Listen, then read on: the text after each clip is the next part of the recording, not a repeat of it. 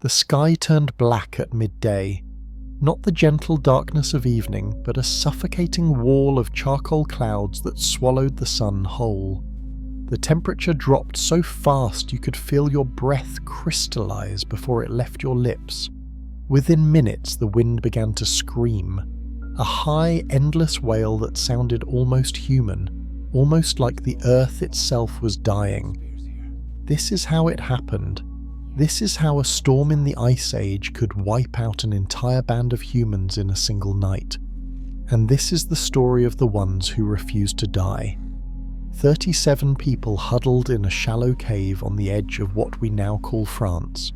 Mothers clutched infants to their chests. Hunters pressed their backs against stone walls that offered little warmth.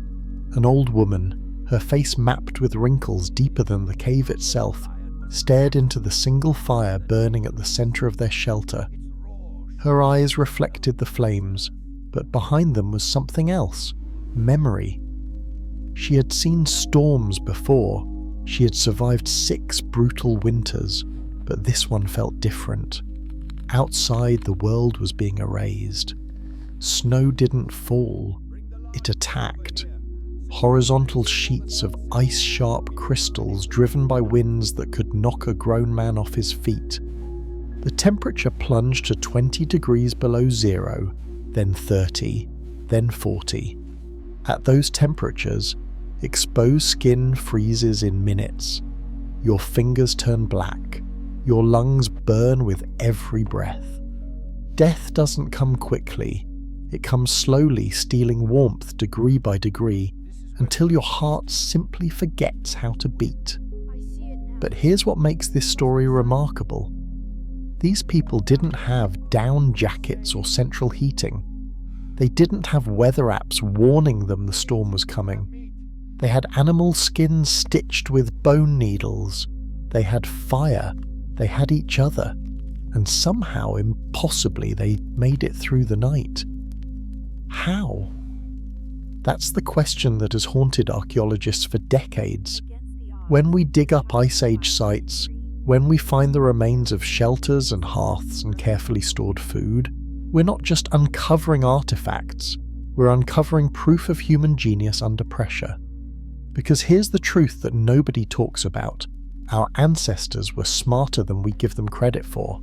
The storm didn't care about their intelligence. It didn't care about their tools or their courage. The storm was a mindless, merciless force of nature. And they beat it anyway. Let me take you back to that cave. The fire is struggling. Wind funnels through the entrance, making the flames dance and shudder. If that fire dies, they die. Everyone knows it. So they've built a wall of stones at the cave mouth, leaving just enough space for air to feed the flames, but blocking the worst of the wind. But it's not enough. The temperature inside the cave is barely above freezing. Children are crying, not loud wails, but weak, exhausted whimpers. Hypothermia is setting in for the youngest ones. Their lips are turning blue. A mother makes a decision. She opens her furs and presses her daughter's frozen body against her own skin. Flesh to flesh. It's agony. The cold transfers from the child to the mother like a wound. But slowly, impossibly, the girl's shivering begins to ease. This is survival at its most raw. No technology, just biology and love. But the storm isn't done. Hour after hour it hammers the landscape. Snow piles so high it begins to block the cave entrance entirely. Now they face a new nightmare. If they're sealed inside, they'll suffocate as the fire consumes all the oxygen. A young hunter makes a decision. He wraps himself in every hide he can find and crawls toward the entrance. His fingers are already numb. He claws at the snow, pushing it away, creating a small gap for air. The wind slashes at his face. Ice burns his eyes. But he keeps digging. Behind him, the old woman begins to sing. It's not a beautiful song. Her voice is cracked and thin, but it's rhythmic, steady, and slowly others join in. The rhythm gives the hunter something to match his movements to. dig, push, dig, push. The song becomes a heartbeat. The group becomes a single organism fighting to breathe. And then, after what feels like forever, the wind begins to ease. Not stop, just ease. The worst has passed. The hunter collapses back inside, his hands bleeding and frozen. But there's air flowing again. The fire steadies. And one by one, the people in that cave realize something incredible. They're going to survive. But survival isn't the same as victory. When morning finally comes and they dig their way out of the cave, they find a world transformed. The landscape they knew is gone, buried under 6 feet of snow. The herds they depended on have vanished. The river is frozen solid. They have perhaps 3 days of food left. The storm didn't kill them in the night, but now it's challenging them to a longer, slower battle. And this is where the real story begins. Before we go deeper into how they won that battle, I want to ask you something. If this journey into the frozen past is pulling you in, if you're curious to know what happened next, do me a favor and hit that subscribe button. These long-form stories take time to craft, and knowing you're here with me makes every hour of research worth it. Also, drop a comment and tell me where in the world you're listening from right now. Are you cozy in bed while snow falls outside your window? Or are you somewhere warm, trying to imagine what 40 below zero feels like? I always love seeing how this community spans the globe. Now, let's talk about what happened when the storm cleared and survival became about more than just heat. Let's talk about shelter, food, fire, and the bonds that held these people together when everything else was falling apart. Chapter 2: Bones, Hides, and Desperate Engineering. The cave saved them for one night, but caves were never a permanent solution. They were damp, often shallow, and worse, they were contested territory. Other humans might claim them. Bears used them for winter dens. Hyenas turned them into feeding grounds for their kills. A cave was shelter, yes, but it was never safe. So what did they do when no cave was available? When the storm caught them in the open plains with nothing but frozen earth and howling wind, they built. And what they built was nothing short of extraordinary. Archaeologists working in Ukraine uncovered something that changed everything we thought we knew about Ice Age shelters. In the village of Mezgirik, buried under centuries of soil, they found the bones. Hundreds of them, mammoth bones, arranged in careful circles, ribs arching upward like the frame of a cathedral, skulls positioned as anchors, tusks crossing overhead like beams. And when they reconstructed what these bones once supported, they realized they were looking at houses. Actual engineered dwellings built to withstand the worst winter could throw at them. Imagine the work involved. A single mammoth bone could weigh 200 pounds. Moving them into position would have required teams of people, ropes made from twisted sinew, and hours of back-breaking labour. But they did it, because the alternative was death. Once the frame was up, they covered it with layers of hide. Reindeer, bison, horse, whatever they could hunt or scavenge. These hides were stitched together with bone needles and sinew thread so fine it would make a modern seamstress jealous. And here's the genius part. They didn't stop at hides. They packed snow around the base of the structure. Snow, the same element trying to kill them, became insulation. It sealed gaps, blocked wind, and created a barrier between the inside and the brutal cold outside. Inside one of these bone houses, with a fire burning at the centre, the temperature could reach 50 or 60 degrees. Outside it might be 30 below zero. That's a 90-degree difference created by nothing but bones, hide, snow, and human ingenuity. But here's the question nobody asks. Where did they get all those mammoth bones? Mammoths were dangerous. Hunting one was a coordinated effort that could easily get people killed. A single swipe of a tusk could disembowel a hunter. A charging mammoth weighed 6 tons of muscle and rage. So while they did hunt them, they couldn't rely on fresh kills for building materials. The answer is darker than you might think. They scavenged the dead. Ice Age landscapes were littered with mammoth skeletons, animals that died from old age, disease, starvation, or falls into ravines. Their bones, picked clean by scavengers and weather, became a resource. A morbid one, yes, but essential. These people weren't sentimental about death. They couldn't afford to be. A mammoth graveyard was a gift from the storm, bones for shelter, marrow for food, tusks for tools, and they honoured those bones by using every piece.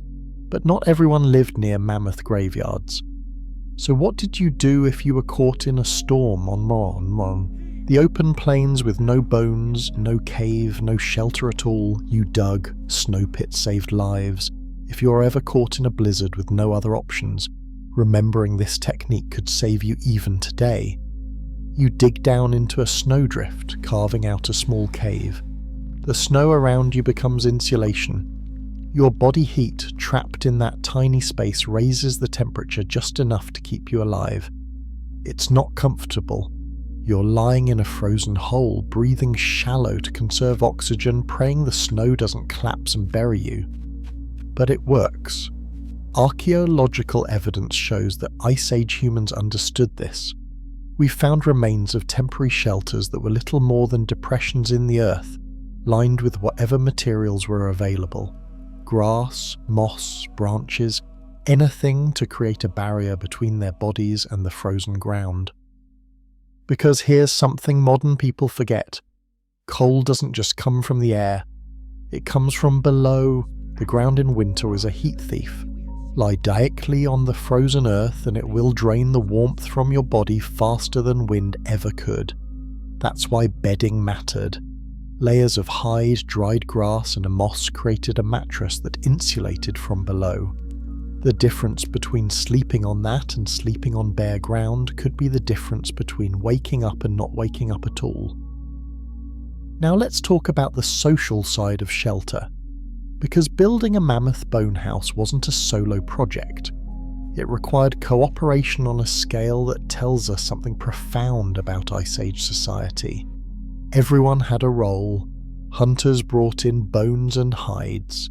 Women, often the experts in hide preparation, scraped and softened the skins until they were pliable enough to stretch over the frame. Elders, too old to hunt but rich in experience, directed the construction.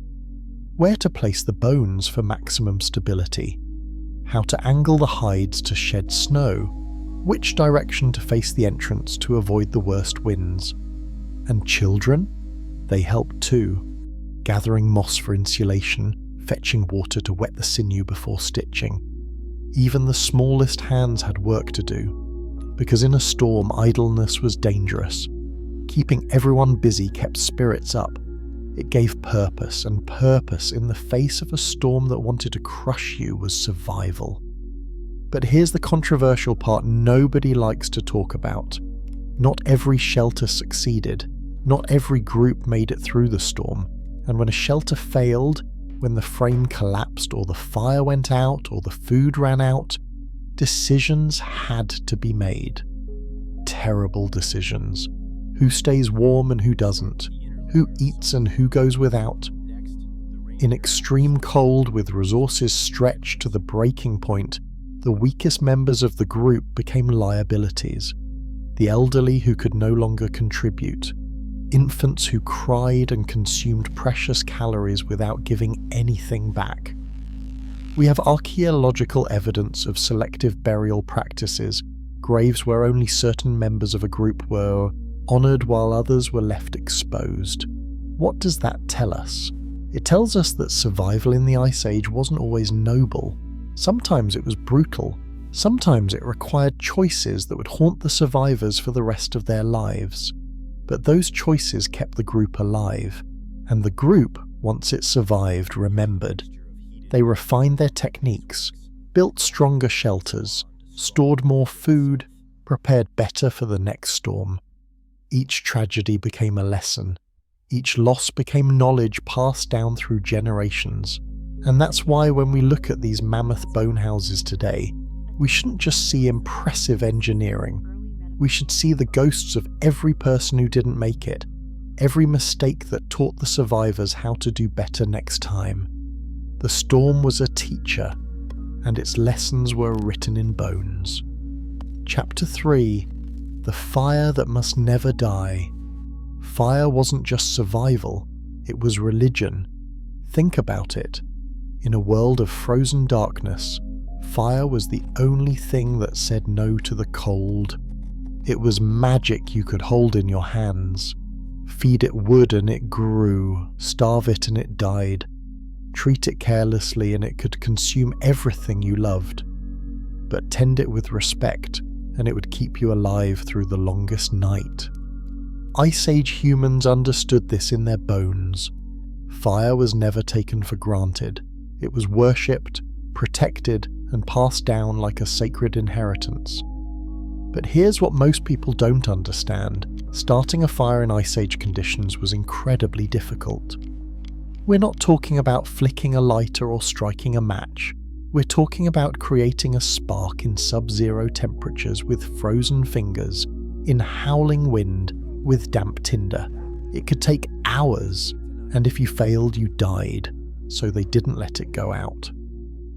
Archaeological evidence shows us hearths that burned continuously for weeks, even months.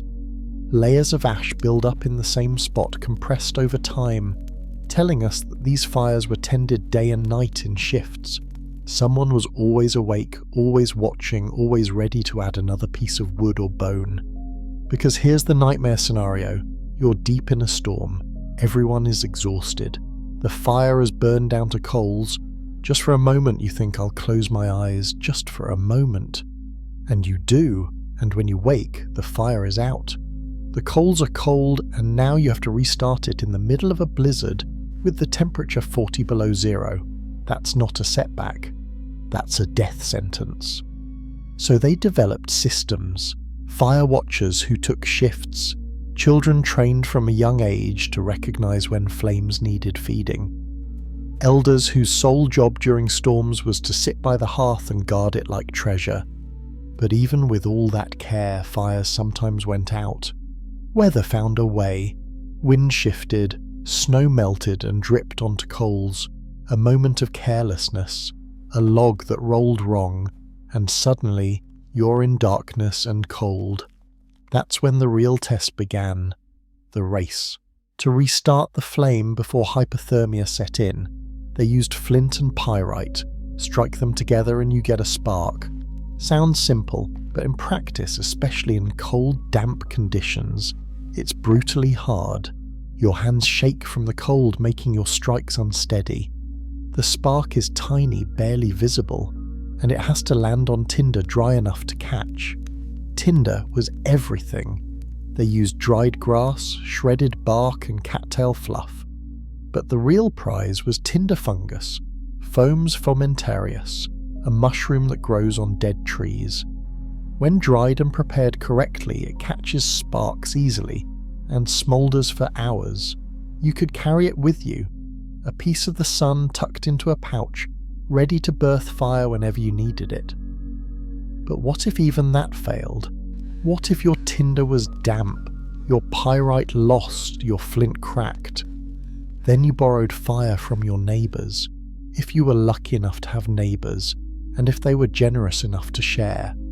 Fire, in the Ice Age, wasn't just a resource, it was currency. Groups that mastered fire had power. They could survive in places others couldn't. They could preserve meat by smoking it. They could work hides more easily, softening them over the controlled heat. They could even use fire as a weapon, setting controlled burns to drive game into kill zones. But with that power came responsibility and controversy. Here's the question that haunts the archaeological record. Did groups hoard fire? Did they refuse to share it with the rivals, knowing that without it, those rivals would die?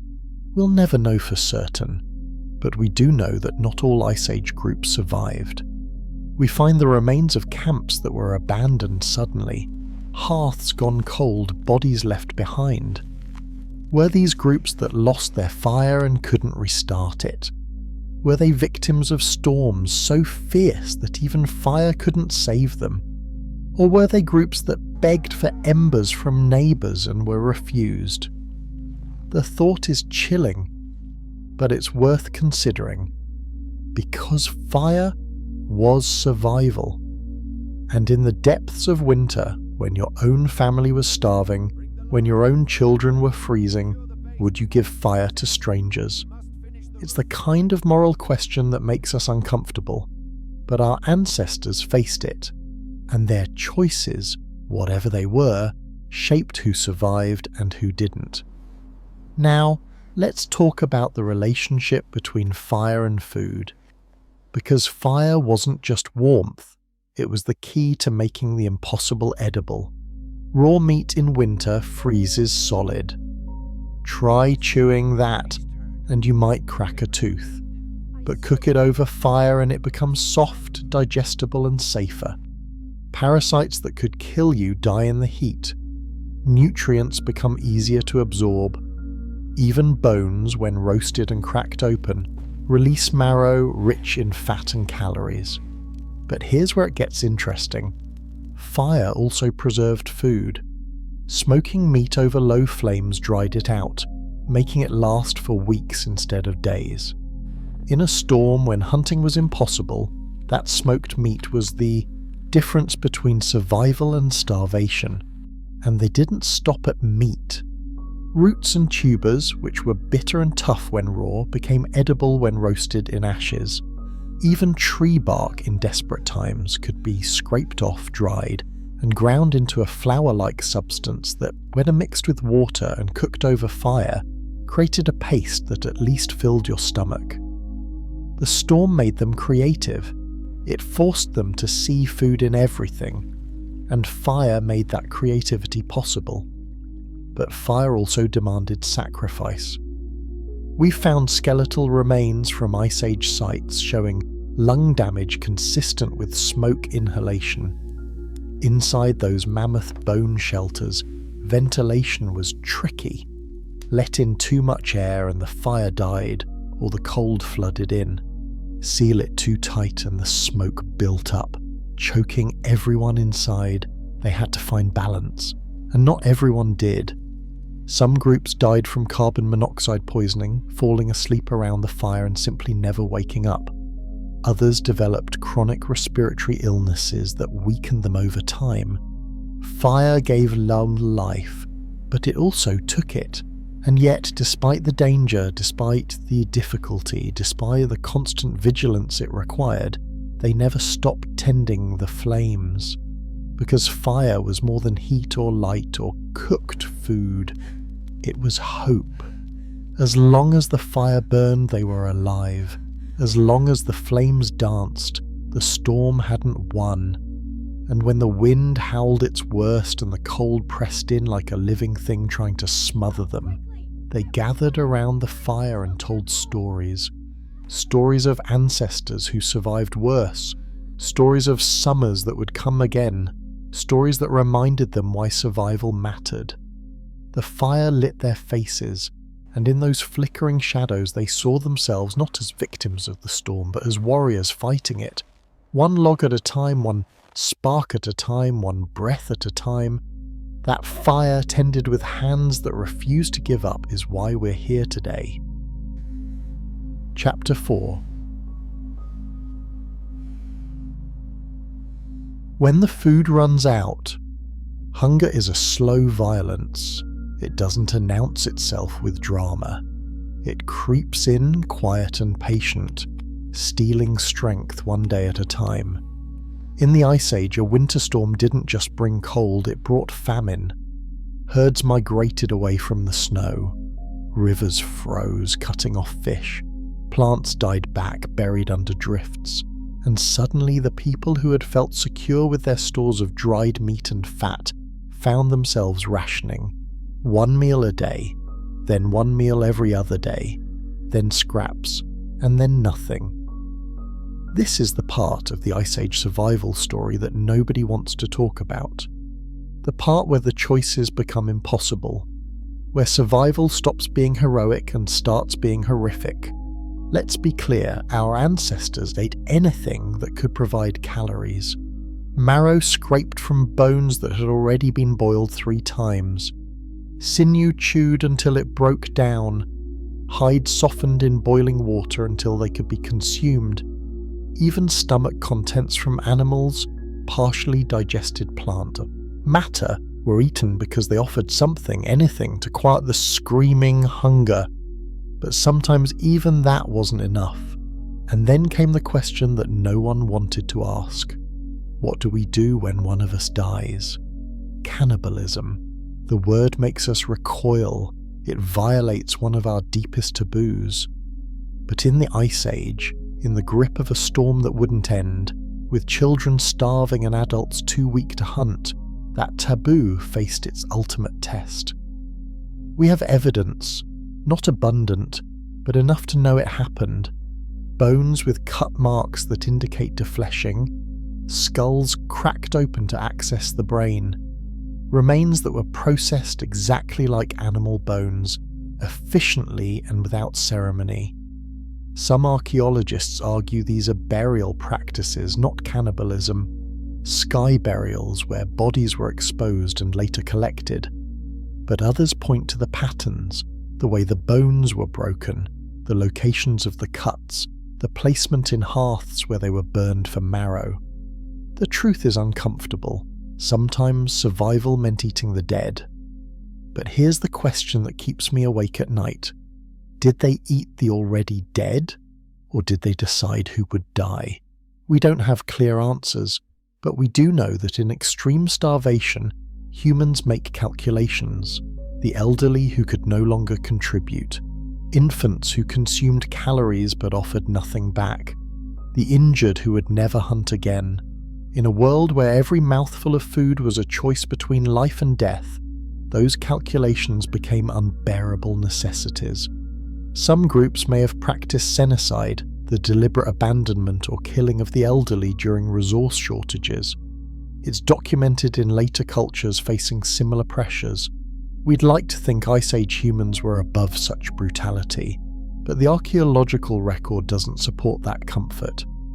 We find mass graves where the elderly are conspicuously absent. We find evidence of young, strong individuals being buried with care while others are discarded. The storm didn't just test their ingenuity, it tested their humanity. And sometimes, humanity lost. But let's not paint them as monsters, because alongside the evidence of desperate choices, we also find evidence of extraordinary compassion.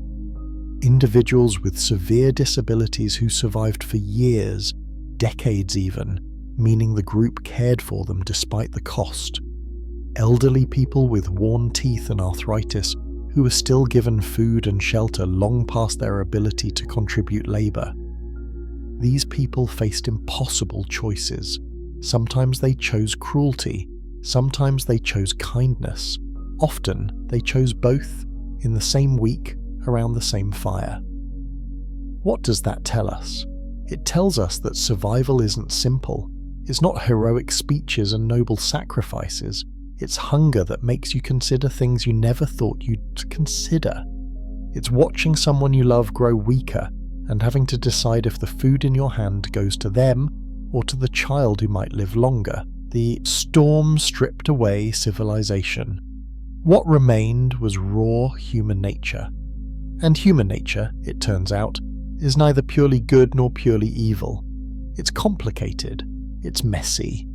It's capable of both breathtaking compassion and unthinkable horror, sometimes in the same breath. If that makes you uncomfortable, good. It should. Because the people who survived those storms are your ancestors and mine. Their choices, whatever they were, live in our DNA. Now let's talk about the groups that avoided these darkest choices. The ones who prepared so well that starvation never reached the point of desperation. Because they existed too, and their strategies are just as important. They cached food, Not just in one place, but in multiple locations, hidden under rocks, buried in snow, stored in elevated positions where scavengers couldn't reach. If one cache was lost or raided, others remained. They diversified their diet. Instead of relying solely on large game, they ate everything. Small mammals, birds, insects, roots, tree bark, lichen scraped from rocks. This required knowledge passed down through generations about what was edible and what was poison. One mistake, one wrong plant, and you'd add dysentery or liver failure to your list of problems. But the groups that mastered this knowledge survived when others starved. They formed alliances. When one band had extra meat, they shared it, knowing that next season the roles might reverse.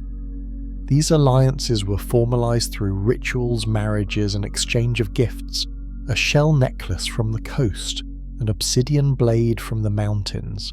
These weren't luxuries, they were bonds, tangible reminders of debts and friendships that could be called upon when the storm came. And they rationed ruthlessly, not equally, but strategically. Hunters got more food because they needed strength to bring back the next meal. Pregnant women were prioritized because they carried the next generation. Children, especially older children who could contribute labor, were protected. The calculus was cold, but it kept the group alive. The storm taught them that fairness and survival are not always the same thing. So what happened when the food finally ran out completely? When every cache was empty, every alliance exhausted, every edible thing consumed, they moved. Even in the middle of winter, even in the teeth of the storm, they packed up and left. Because staying meant certain death, and moving meant possible survival. We'll talk about those desperate migrations later. But for now, understand this: the decision to leave wasn't made lightly. Moving in winter storms was incredibly dangerous. People got separated, children were lost in whiteouts, the elderly couldn't keep pace, and were sometimes left behind, not out of cruelty but out of mathematics. If the group stopped, everyone died. If they kept moving, some might live. These migrations left traces. We find campsites along routes that make no sense unless you understand. They were escape routes. People fleeing starvation, heading toward rumoured food sources, following animal tracks in desperation. Some made it, many didn't, and the ones who did carried the memory of those they left behind. Guilt, grief, but also gratitude that they survived, and determination that next winter they would prepare better. The storm was a brutal teacher, and the lesson it taught about food was this: hope for abundance but prepare for famine. Because in the Ice Age, the margin between feast and starvation was never more than one storm away. Chapter 5: The Frozen Dead and What They Tell Us. Death in the Ice Age wasn't always immediate. Sometimes it was slow. A person would grow weaker, their breath shallower, their skin paler. They'd huddle closer to the fire, but the warmth wouldn't reach them anymore. And then, one morning, they simply wouldn't wake up. What happened next tells us everything about who these people were.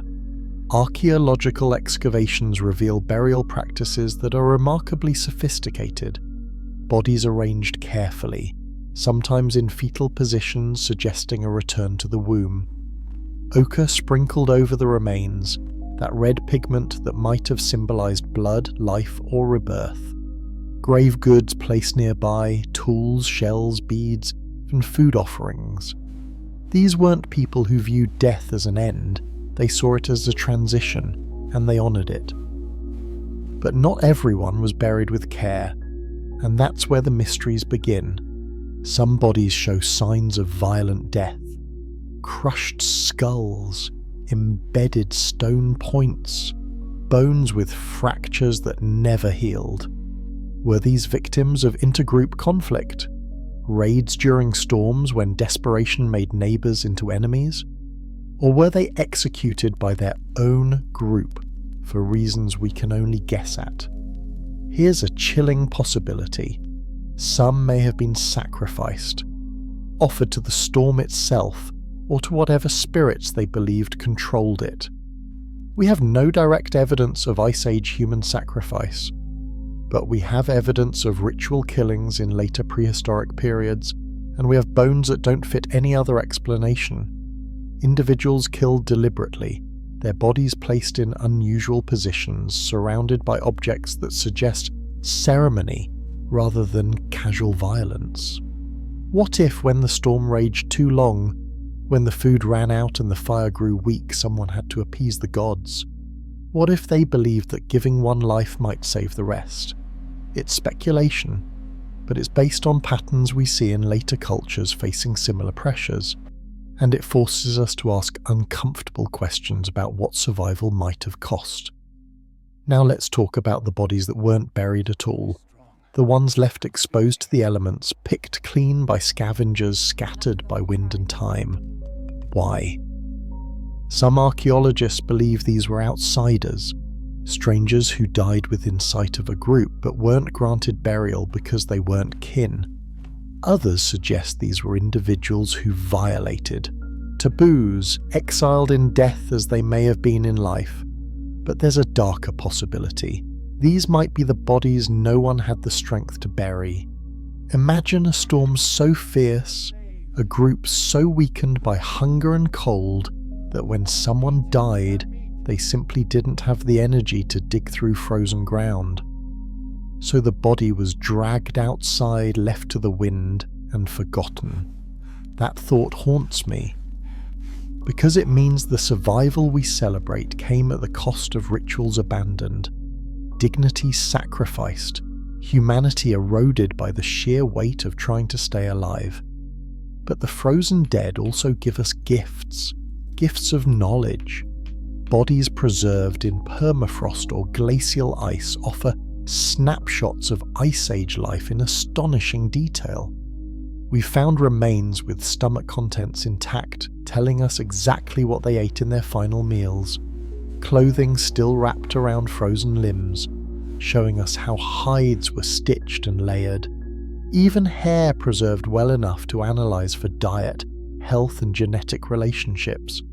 One of the most famous is Ötzi the Iceman, who lived about 500-300 years ago, well after the Ice Age but still illuminating.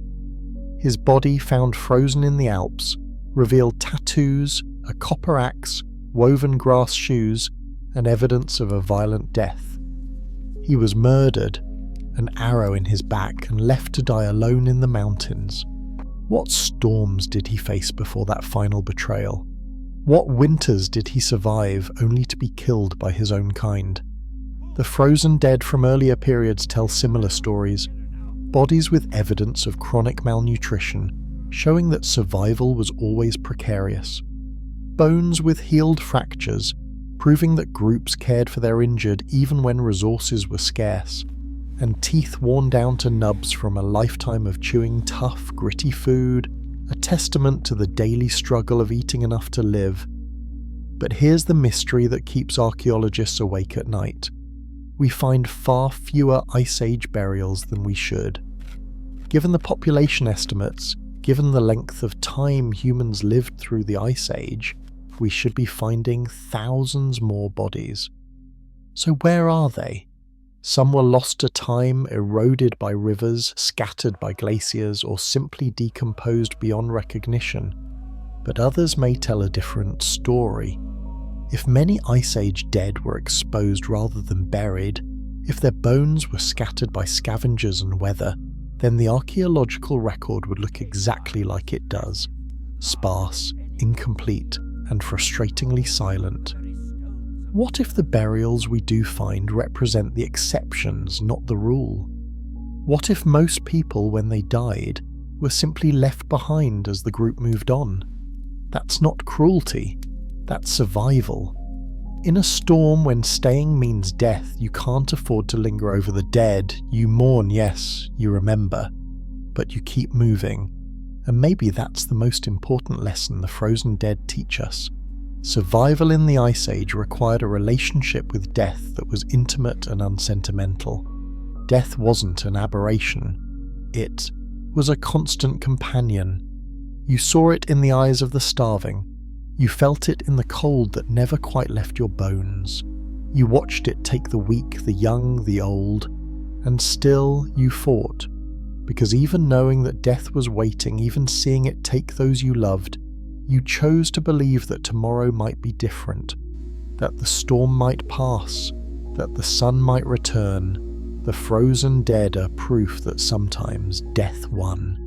But the fact that we're here, reading their stories, listening to their silence, is proof that sometimes, impossibly, life won instead.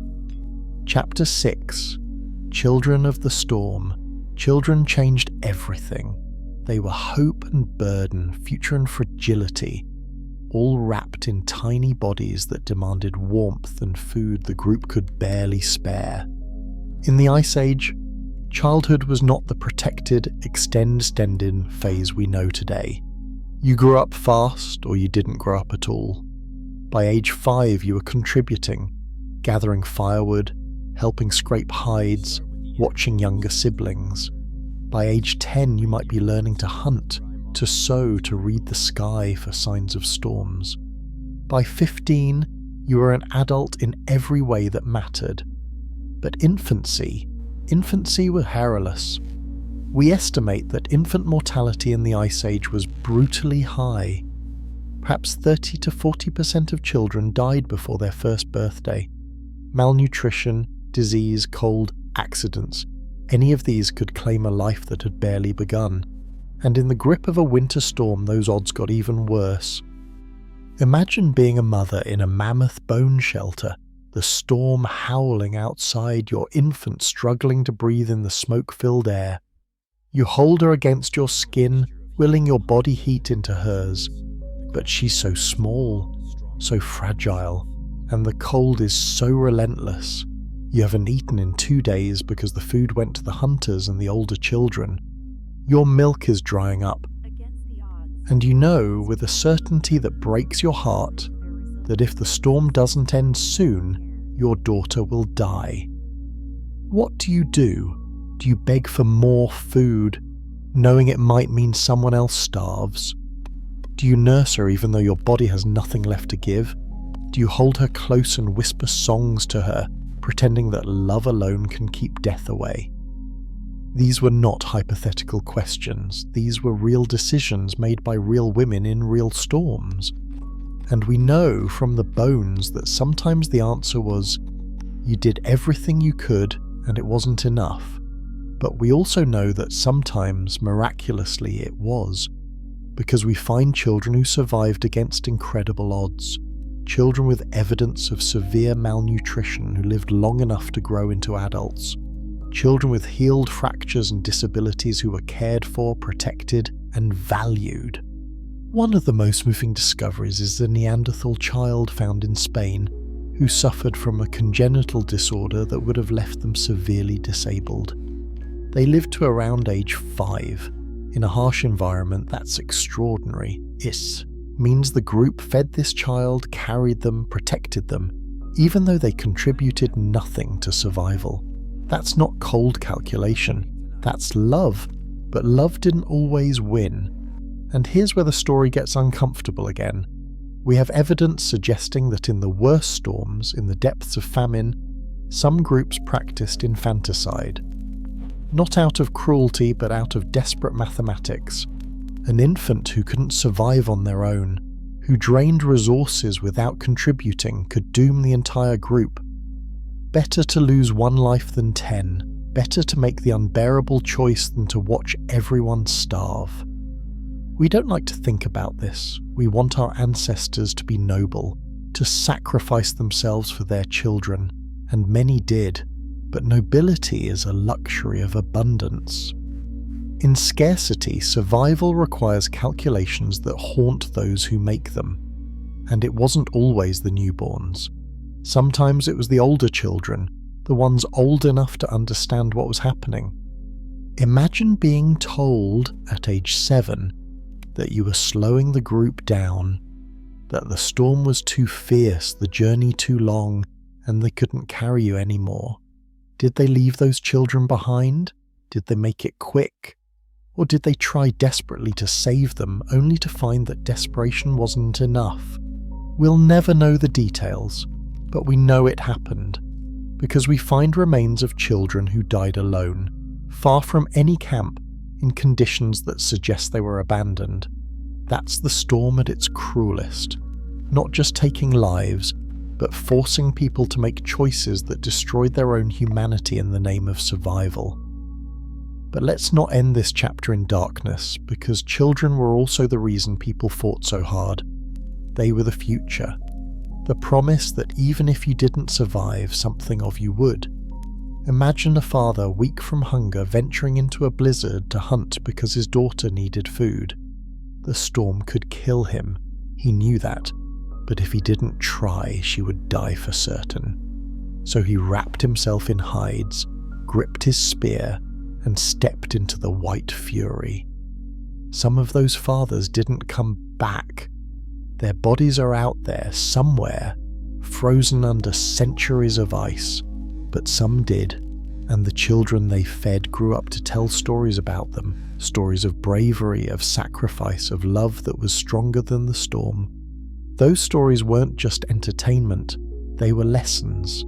They taught children that survival meant sacrifice, that the group mattered more than the individual, that when your turn came to face the storm, you would be expected to do the same. And it worked, because those children grew up, they had children of their own, and when the storms came again, they made the same impossible choices, sacrificed the same unbearable sacrifices, and somehow, impossibly, the chain continued.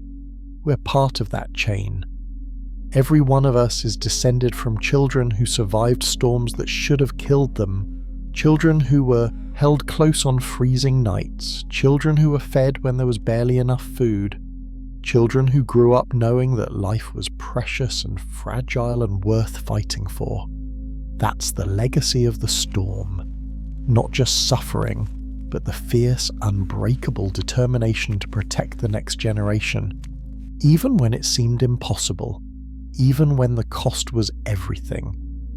If you're still with me on this journey, I'd love it if you'd tap that like button. These stories matter. They connect us to our deepest past, remind us where we come from, and maybe help us understand why we fight so hard for our own children today. Drop a comment too. Tell me what this story makes you feel. Are you thinking about your own kids, your own parents? The ancestors you'll never know, but who gave everything so you could be here? Now let's talk about the competition that shaped us as much as the storms did. Let's talk about the last Neanderthals. Chapter 7. The Last Neanderthals. For tens of thousands of years, they endured. The Neanderthals were built for cold like no other human species before or since. Stocky, barrel-chested, with noses designed to warm frigid air before it hit their lungs. They were survivors, and then they disappeared. Around 40,000 years ago, just as modern humans were spreading across Europe, Neanderthal populations began to collapse. By 30,000 years ago they were gone, extinct, and we're still arguing about why. The easy answer, the one we told ourselves for decades, was that we were smarter, better adapted, superior in every way. We outcompeted them and they couldn't keep up. But the archaeological record tells a more complicated story, and a darker one. Neanderthals weren't stupid. They made sophisticated tools, they buried their dead with ceremony, they cared for their injured and elderly. Evidence suggests they created art, used pigments, even made jewellery. In many ways they were just as capable as we were. So why did they die out while we survived? And what role did the storms play? Here's the controversial part. We may have killed them. Not in open warfare, though that might have happened too, but through competition for resources made scarce by the very storms both species were trying to survive. When winters grew harsh and food became scarce, two groups couldn't share the same hunting grounds. One would starve, and we had advantages, Not necessarily in strength or cold resistance. Neanderthals had us beat there, but in numbers, in social networks, in the ability to form larger cooperating groups. When resources were abundant, those advantages didn't matter much. But when the storm hit, when survival became a zero-sum game, they mattered enormously. Imagine a valley with barely enough food for one group. A band of Neanderthals has lived there for generations. They know every cave, every migration route, every winter shelter. Then we show up. More of us, better organized. And we want that valley. What happens? In some cases, maybe we traded. Shared knowledge. Even interbred. We know that happened because Neanderthal DNA lives in most humans today. But in other cases, when the stakes were survival itself, sharing wasn't an option. We have evidence of violence. Neanderthal remains with trauma suggesting conflict. Camps abandoned suddenly, and most tellingly we see Neanderthal populations shrinking and fragmenting at the same time human populations were expanding. The storm didn't kill them directly, but it created conditions where we could. By making resources scarce, by forcing groups into competition, by turning every winter into a battle not just against nature but against each other. And there's another factor, one that's even more insidious: disease. When two populations that have been separate for hundreds of thousands of years suddenly start interacting, pathogens jump between them. Diseases we carried that we had developed immunity to might have been devastating to Neanderthals, and vice versa. Imagine a Neanderthal group already weakened by a harsh winter, already struggling to find food, suddenly struck by a flu or respiratory infection introduced by contact with humans. It wouldn't take much to push them over the edge. A few deaths, a few hunting parties that came back empty-handed, and suddenly the group wasn't viable anymore. That's not genocide in the traditional sense. But it's still extinction driven by our presence. And here's the question that haunts me. Did we know what we were doing? When we moved into a valley and the Neanderthals left or died off, did we feel guilt, triumph, indifference, or did we even notice? Maybe to us, they were just another group competing for resources. Maybe we didn't see them as a separate species, just as rivals who happened to look a little different. The storm forced these encounters. Without the pressure of harsh winters, maybe humans and Neanderthals could have coexisted indefinitely. But the storm compressed us into the same spaces, turned survival into competition, and ultimately tilted the balance in our favour. By 30,000 years ago, the last Neanderthals were gone. Maybe they died out in isolation, a final group huddled in a cave somewhere, the storm raging outside, their numbers too few to sustain themselves. Maybe they were absorbed into human groups, their genes folding into ours until there was no distinction left. Either way, we survived, and they didn't. Does that make us better, or just luckier? I think about this every time I look at a Neanderthal skull in a museum. Those heavy brows, that robust frame. They survived hundreds of thousands of years of Ice Age storms.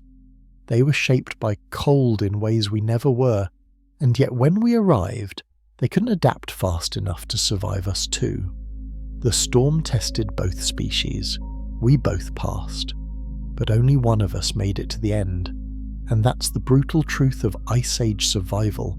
Sometimes it wasn't enough to be strong, smart, and resilient. Sometimes you also had to be the last one standing. Chapter 8. Wolves, Allies, and the Birth of Friendship. Not every relationship in the Ice Age was competition. Some were cooperation. And one of the most extraordinary partnerships ever formed was between humans and wolves. It's easy to see them as enemies.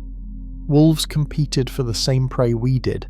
They were dangerous, capable of killing humans if we were weak or alone. But they were also intelligent, social, and adaptable. And at some point, in the midst of a frozen world where survival was everything, something remarkable happened. We became allies. How? The honest answer is we don't know exactly, but we can piece together a story from the evidence. Imagine a pack of wolves following a human hunting party. Not attacking, just watching, waiting. Because the humans are better at bringing down large game, and the wolves know that after the kill, there will be scraps. At first, the humans might drive them off. Wolves are competitors. But one day, maybe during a particularly harsh winter when food is desperately scarce, someone makes a different choice. Instead of chasing the wolves away, they toss them a bone. A gesture. Not kindness exactly, more like negotiation. The wolves eat, and they remember. Next time they follow again, and maybe this time they help. Their sharp noses detect a herd hidden in a snowstorm. Their howls alert the humans. The hunt succeeds, everyone eats. Do that enough times, over enough generations, and the line between competitor and partner begins to blur. We have evidence that by about 30,000 years ago, some wolves were living closely with humans. Skulls found in human camps, bones with gnaw marks suggesting they were fed scraps, and crucially skeletal changes showing domestication, shorter snouts, smaller teeth, changes that indicate selective breeding. The storm accelerated this process. In harsh winters, lone wolves who were willing to tolerate humans had a survival advantage. They got food even when hunting was poor. Humans in turn gained guards. Wolves could smell predators approaching, hear sounds humans couldn't. Their presence around a camp at night meant safety. It was symbiosis. And it worked so well that over millennia, those wolves stopped being wolves. They became something new, something that had never existed before. They became dogs, and dogs changed everything. With dogs, humans could hunt more effectively, travel farther, defend their camps against predators and rivals. Dogs could pull sleds, carry packs, and even provide warmth on freezing nights by sleeping pressed against their human companions. But it wasn't just practical, it was emotional, because somewhere in that ancient partnership, affection grew. A bond that went beyond survival. We see it in the archaeological record. Dogs buried with humans, carefully, ceremonially, as if they were family. They were family, in a way that transcended species. Now think about this. That bond, forged in the depths of Ice Age winters, is why you might have a dog sleeping at your feet right now. Every domestic dog in the world traces back to those first wolves who chose to sit by our fires instead of howling in the darkness, who chose cooperation over competition, who saw in us not enemies but partners. The storm didn't just shape us, it shaped them, and together we became something neither of us could have been alone. But wolves weren't the only animals that mattered. Reindeer, mammoths, bison, each played a role in the survival story. Humans tracked their migrations, learned their behaviors, and built their lives around the rhythms of these herds. When a mammoth died, it was a windfall. Meat for weeks, bones for shelter, hide for clothing, tusks for tools. The storm might bury the carcass, preserving it in nature's freezer, allowing humans to return again and again for more. Even smaller animals mattered. Hares, foxes, birds, each offered calories, fur and fat. Nothing was wasted, nothing was dismissed. The storm stripped away the luxury of being picky. Every creature was a potential resource, and in return humans shaped those animals. By hunting selectively, by following herds, by scavenging their dead, we became part of their ecosystem. Predators, yes, but also participants in a web of life that stretched across frozen plains and into the deepest winters. The storm connected us all. Human, wolf, mammoth, reindeer, each dependent on the others in ways we're only beginning to understand, and when the storm passed, When the ice finally retreated and the world warmed, those connections remained. Today we live in cities of millions, but we still keep dogs. We still feel that ancient bond. And somewhere in our DNA, buried deep, is the memory of a night when a wolf stepped into the firelight, and instead of fear, there was recognition. Two species looking at each other across the flames, seeing the same thing, a will to survive, a refusal to face the storm alone. That moment, however it happened, changed the world, and it all began in the cold. Chapter 9. The Storm's Gifts. Innovation born from desperation. The storm took everything, but it also gave something in return. It gave us innovation. Think about it. In comfort, there's no pressure to improve. If the weather is mild, if food is abundant, if shelter is easy to find, why change? Why innovate? But when the storm strikes, when survival is uncertain, suddenly every advantage matters. Every tiny improvement in a tool, a technique, or a strategy could mean the difference between life and death. The Ice Age was a crucible, and what emerged from that crucible was human ingenuity, sharpened to a razor's edge. Let's start with the obvious. Tools.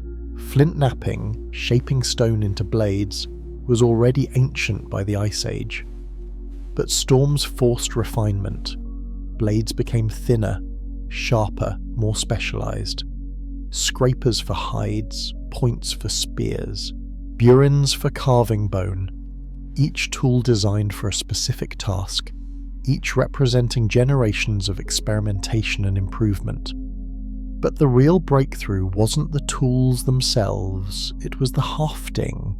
Attaching stone points to wooden or bone handles with sinew and tree resin created composite tools that were far more effective than either component alone. A hafted spear had reach, a hafted axe had leverage. These weren't just tools, they were force multipliers, and they were born from necessity. In deep snow you couldn't get close to a wounded animal without risking injury. You needed distance. A hafted spear gave you that. In brutal cold you needed to process hides quickly before they froze. A hafted scraper gave you efficiency. The storm demanded these innovations, and humans answered. Then there's clothing. We often picture Ice Age humans in crude fur wraps, but the reality was far more sophisticated.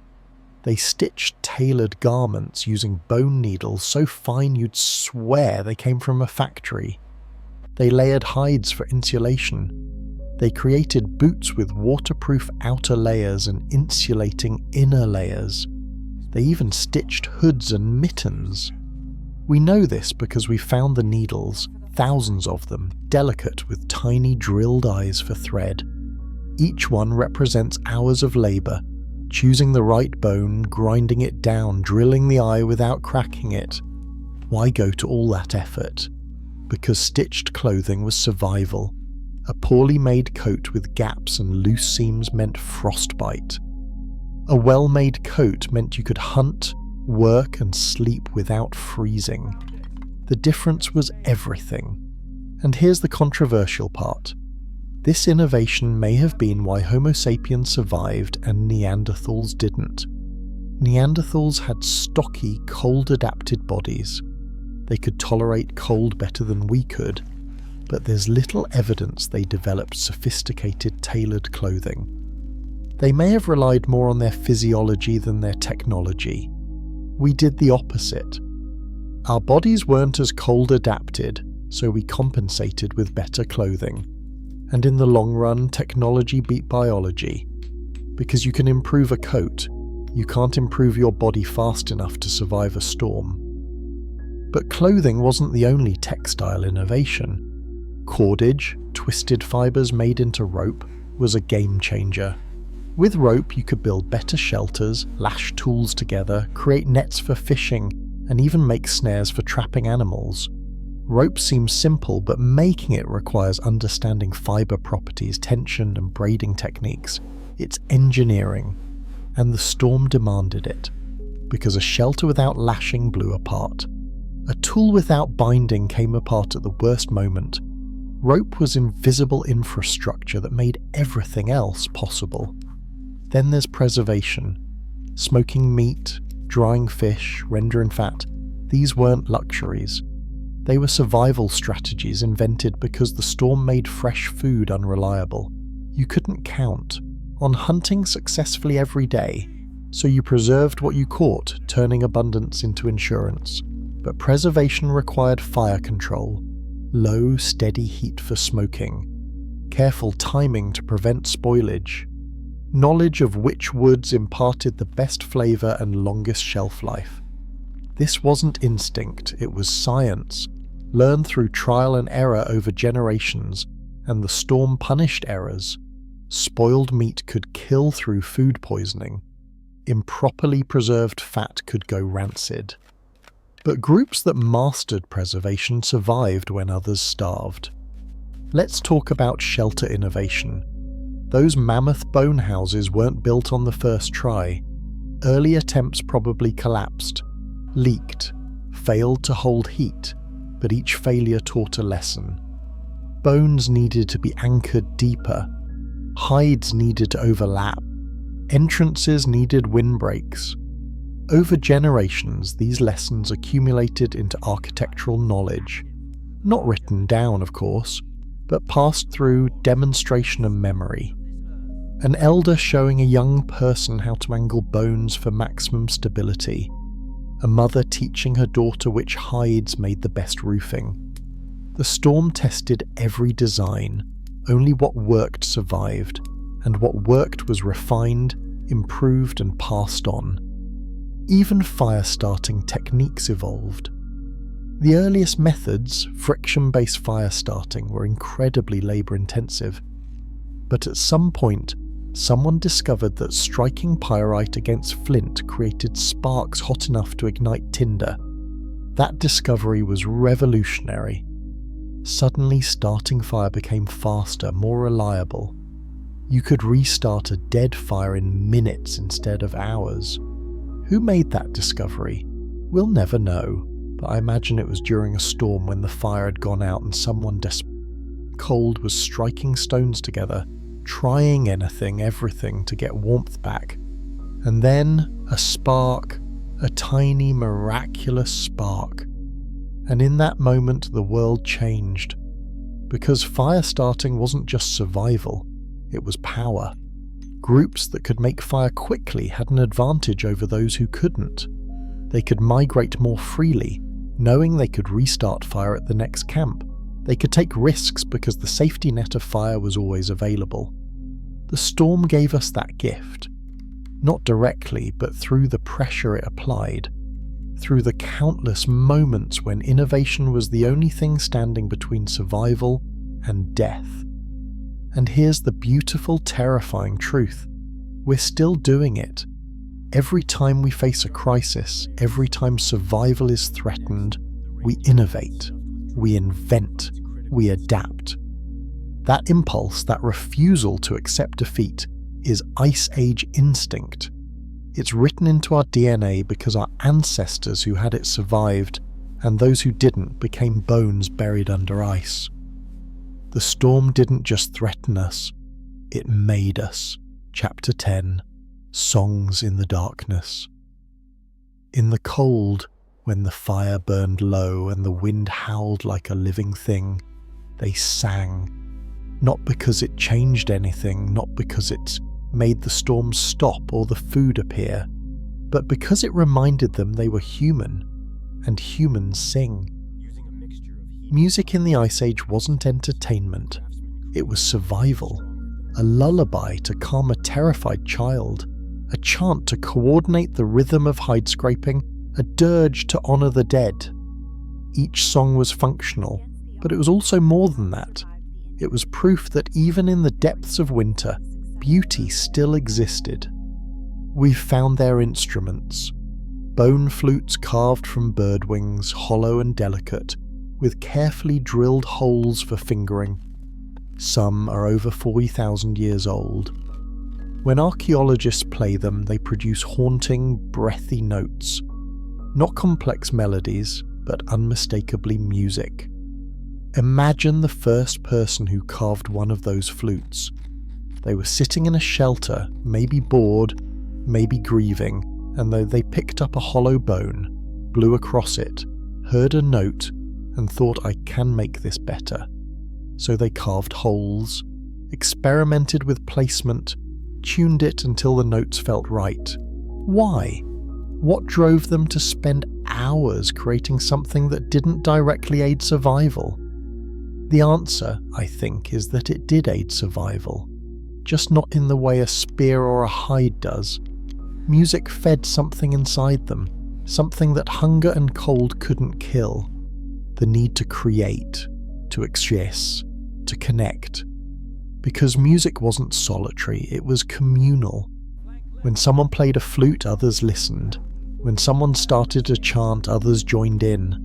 And in that joining, the group became more than individuals. They became a chorus, a single voice made of many. That unity mattered in the storm.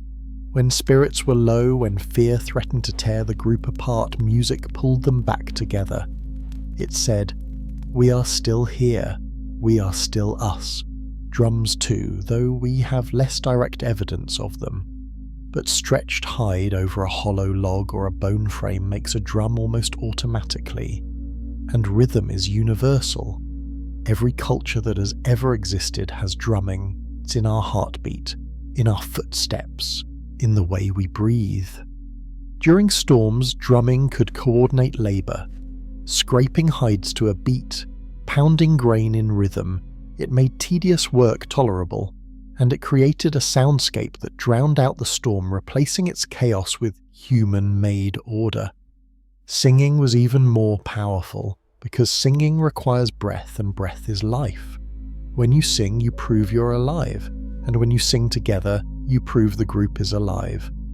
Lyrics probably came later once language was sophisticated enough, but even wordless vocalizations, hums, chants, calls could carry meaning. A mother's lullaby didn't need words to soothe. A hunter's call didn't need lyrics to rally the group. And here's something profound. Music creates memory. Songs stick in your head in ways spoken instructions don't. If you need to teach children how to recognize a coming storm, you could list the signs, or you could sing them. Which do you think they'll remember better? This is why so many later cultures encode survival knowledge in songs and chants. Planting songs, hunting songs, songs about which plants are safe to eat and which will kill you. The melody makes the information unforgettable. The storm forced Ice Age humans to preserve knowledge without writing. Music was one answer, stories were another. Together they became oral tradition, the library of the Ice Age. But music wasn't just practical, it was spiritual.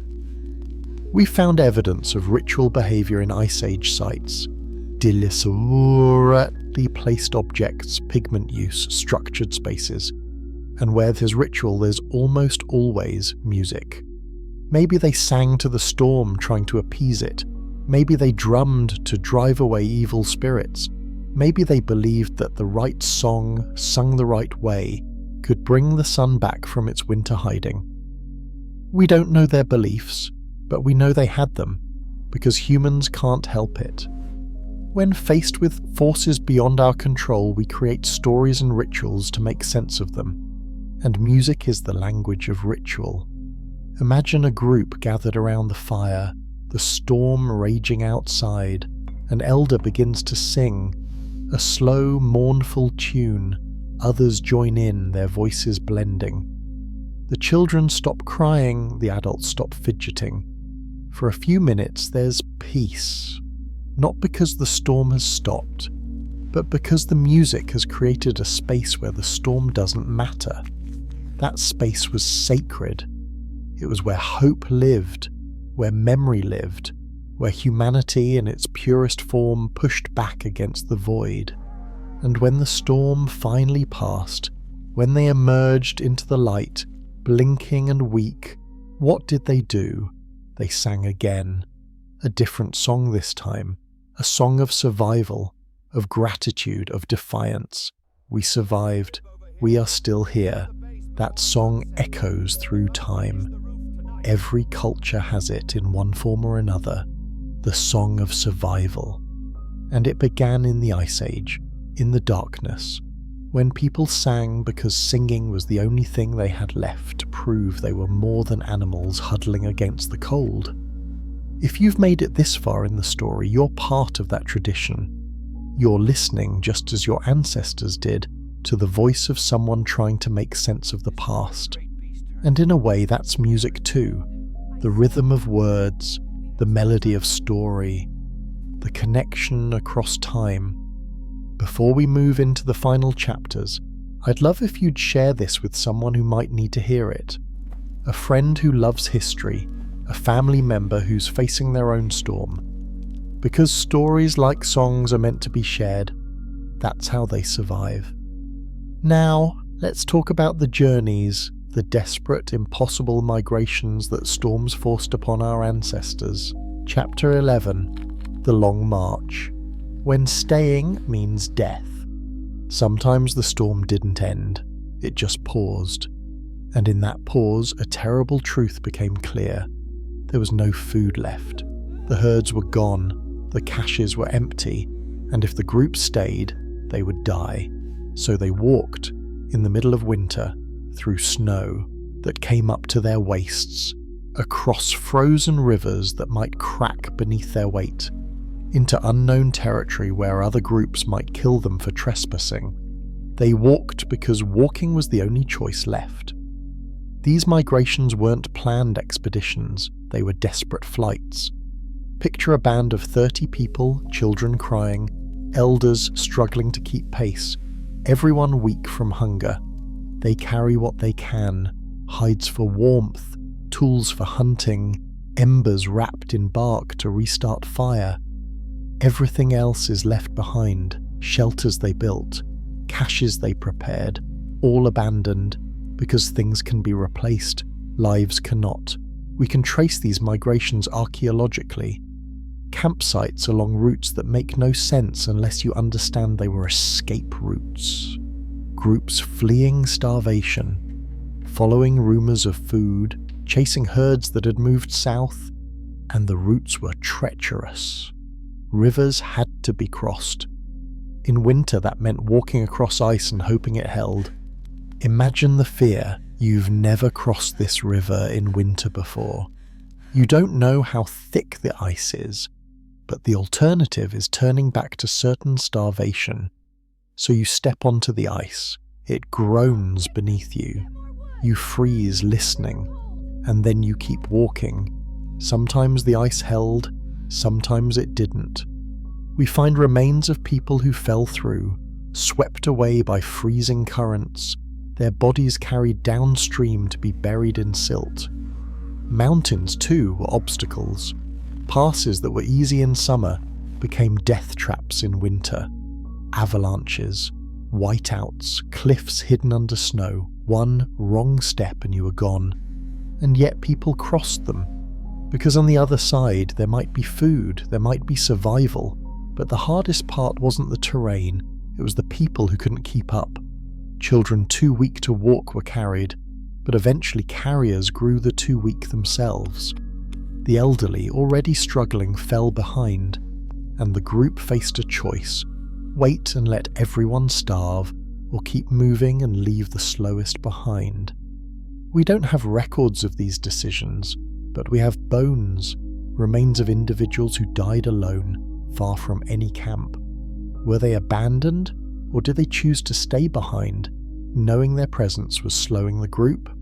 Both, probably. Sometimes it was a decision made together, an elder saying, "Go, I'll rest here." Knowing rest was a euphemism for death, and sometimes it was crueler. A mother too weak to walk, her children carried by others, watching her family disappear into the snow. These aren't comforting stories, but they're true. The storm forced impossible choices, and the people who survived were the ones willing to make them. But not every migration ended in tragedy.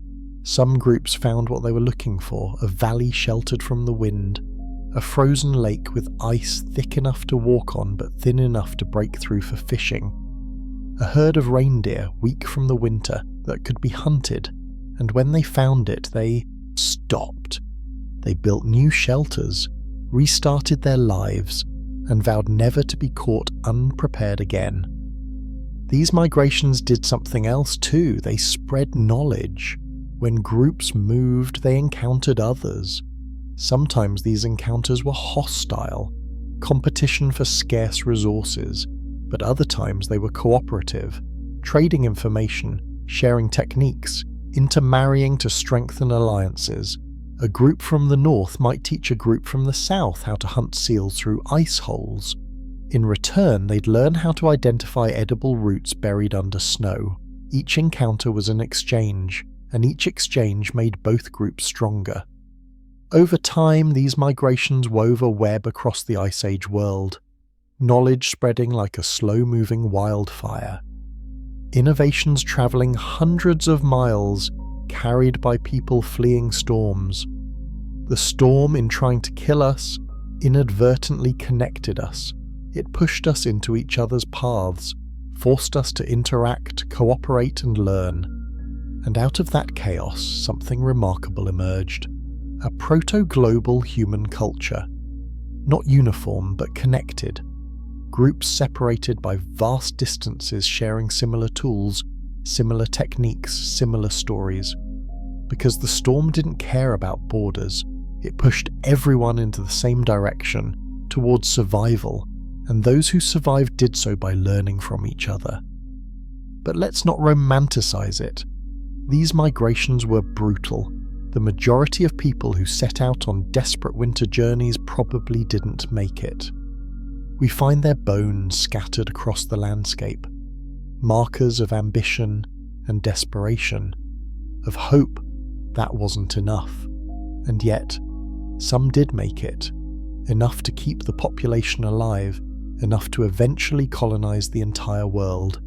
From Africa to Europe to Asia to the Americas, every migration, every desperate journey, another step toward the global species we'd become. The storm tried to stop us. It threw everything it had at us: cold, hunger, distance, death. But we walked anyway, and in walking, we wrote the story of humanity. Chapter 12: Survivors. What the Ice Age made us. We've walked a long way together, through storms and starvation, through innovation and tragedy, through songs and silence, and now we're here. At the end of this journey, looking back at the people who came before us and seeing ourselves reflected in their struggles. Because here's the truth: we are them. Every survival instinct you have, every fear of the cold, every urge to gather your loved ones close when danger threatens, that's Ice Age programming.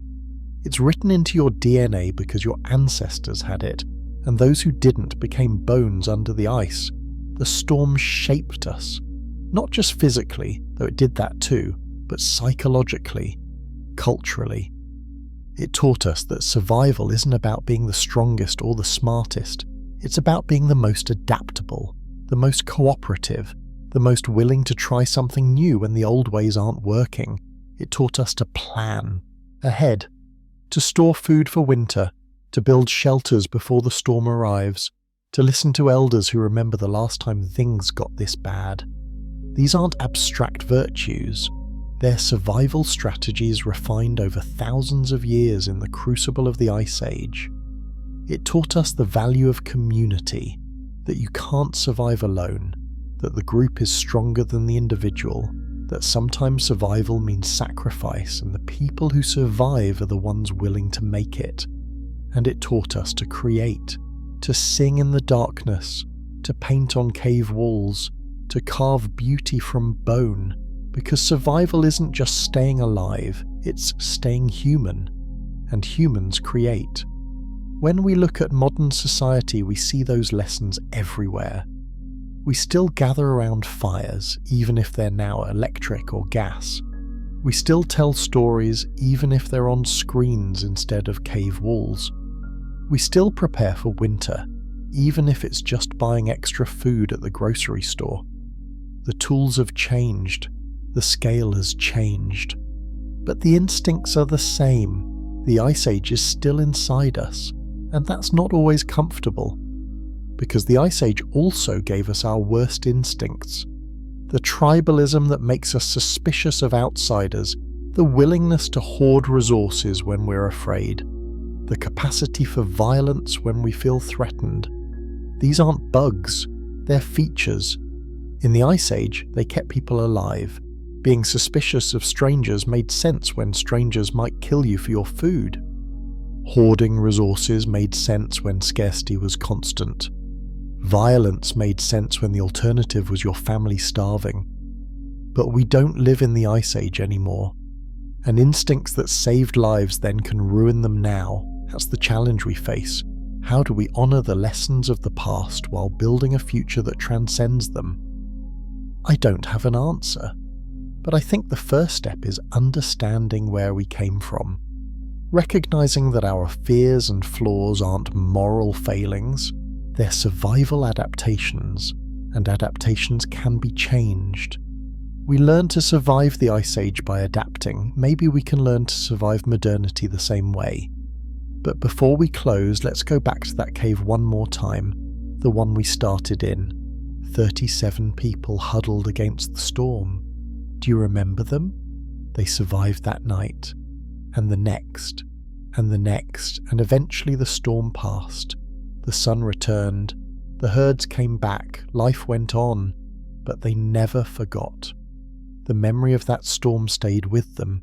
They told their children about it, taught them how to prepare, how to survive, and those children told their children, and so on, down through the generations, until the story reached you. You are the descendant of survivors. Every person who made it through that storm, every mother who kept her child warm, every hunter who braved the blizzard, every elder who passed down knowledge. They are your ancestors, and their gift to you is life, not just biological life, but the knowledge, the instincts, the cultural inheritance that makes you who you are. You're not just a random collection of molecules, you're the culmination of 100,000 years of survival, of adaptation, of refusal to let the cold win. That's powerful, that's beautiful, and that's what I hope you take away from this story, that you come from strength, that your ancestors faced horrors we can barely imagine and survived anyway, that you carry their resilience in your bones.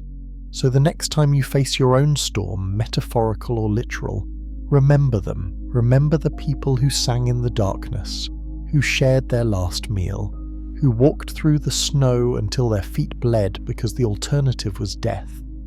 Remember that their blood runs in your veins, and their refusal to give up is your inheritance. You're not alone in the storm. You never were. You're part of an unbroken chain stretching back through time, and every link in that chain survived so you could be here. Don't waste that gift. Live, adapt, create, sing in the darkness. And when your storm passes, tell the story. Teach the next generation. Pass on the knowledge, because that's what survivors do.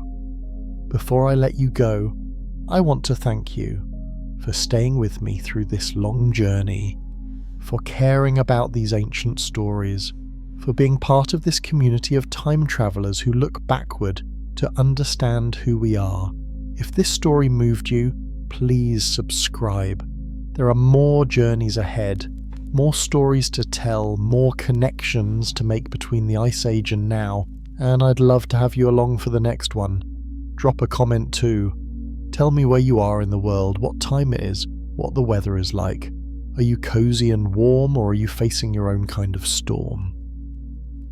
I read every comment, and I'm always amazed by how connected we all are, even across continents and time zones. Finally, if you know someone who needs to hear this story, a friend who's struggling, a family member who loves history, anyone who might benefit from remembering that humans are survivors, share it with them. Stories are gifts, and this one is meant to be given away. Thank you for being here. Thank you for listening. And remember, you're stronger than you think. You come from survivors, and that means no matter what storm you're facing, you have what it takes to endure. The fire is still burning, the song is still being sung, and the story, our story, continues. Stay warm, stay curious, and keep the flame alive.